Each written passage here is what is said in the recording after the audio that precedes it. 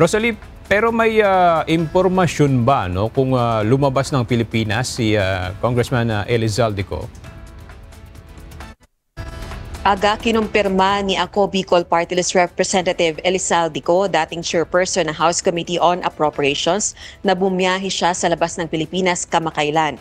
Pero para ito sa isang scheduled personal meeting sa Rome noong March 12 at wala itong kinalaman sa International Criminal Court o ICC.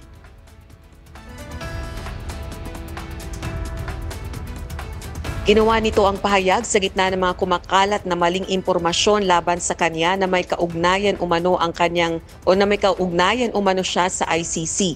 Ayon sa kongresista, wala siyang koneksyon sa ICC at wala din siya sa The Hague, Netherlands. Bago ito, una nang itinanggi ng kongresista na hindi niya pagmamay-ari ang RPC-5219 Gulfstream 6 G550 aircraft. Ito ang eroplanong ginamit para i-transport si dating Pangulong Rodrigo Duterte matapos itong arestuhin noong Martes, March 12 at dalhin patungong Hague, Netherlands. Sa bisa ito ng arrest warrant ng ICC dahil sa kasong crimes against humanity.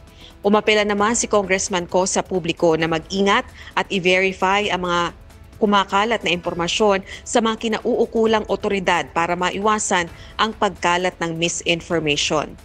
Aga naniniwala rin ito si Congressman Elizalde Co na may concerted effort laban sa kanya, gayon din sa House of Representatives at sa PBBM administration upang i-divert umano ang atensyon ng publiko sa mga kailangang issue na dapat pagtuunan ng pansin ng mga taong bayan. Balik sa iyo, Aga. Maraming salamat, Rosalie Co.